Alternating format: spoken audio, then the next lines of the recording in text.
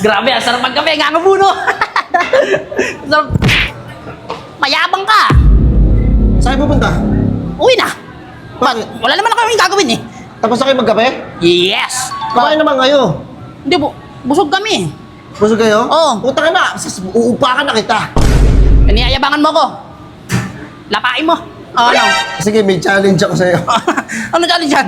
May challenge ako sa'yo. Ano May yan? challenge. Napapanood yung content niyo eh. Uy. Pati niyan ang bunganga mo. Oh.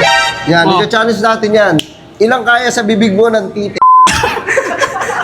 Teka lang, boss. Kasama mo ba betlog doon? Oh, kaya ba?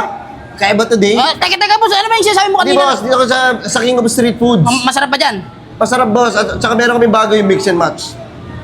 Try this. Okay pagka hindi masarap yan, boss. Hindi, pag Baka hindi- masikmura kita eh, pero hindi ko naman gagawin pero pag nasarapan ako, thank you. Pag hindi masarap, putang ina, suntukan tayo. Ayos ba? Sige, boss. Sige. Dito, boss. Pasok po, pasok. Salamat, bossing ha. Sir.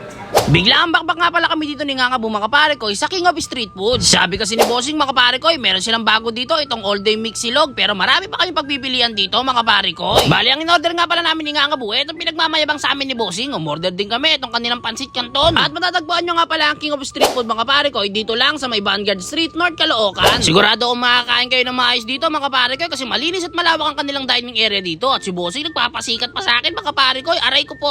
At napakaswerte ko nga pala mga pare ko, si mismong malupiton pa talaga mag-serve sa akin mga pare ko at magpapasikat pa sa akin yan mga pare ko. Paglapag niya ng order ko mga pare ko, tignan nyo pasikat eh, gusto ko na sapakin eh. Ayan mga pare ko, nagpapasikat talaga mga pare ko yo. Kaya yung mga taga North Caloocan dyan mga pare ko, subukan nyo na rin dito sa King of Street Foods.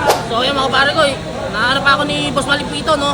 Bago daw siya dito sa King of Street Food pauwi na sana ako kasi katatapos lang namin ni Ngangabu kumain. Kaya nagkape kami.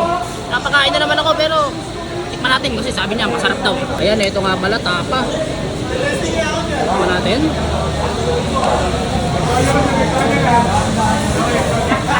Oo nga pare ko, masarap. Okay din pala pare ko, okay lang na kumain ulit ako. Masarap naman eh.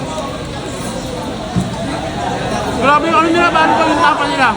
Malamis-lamis na medyo maalat-alat. Tapos yung rice pare ko, fried rice pa. Kaya yung mga taga-Caloocan dyan pare ko, subukan nyo na rin dito sa my King of Street Food. Marami kayong pagpipilian dito pare ko ha. Kaya may tosino ko.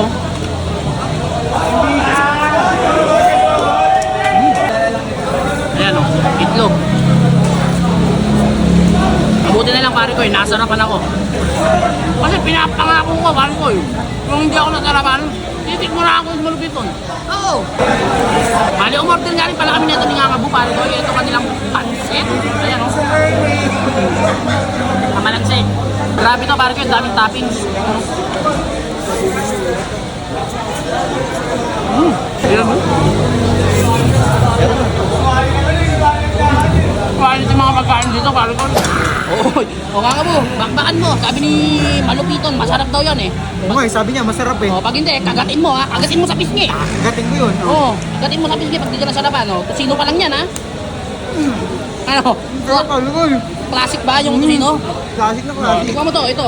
Sa may tapa. Aray ko po. Ano?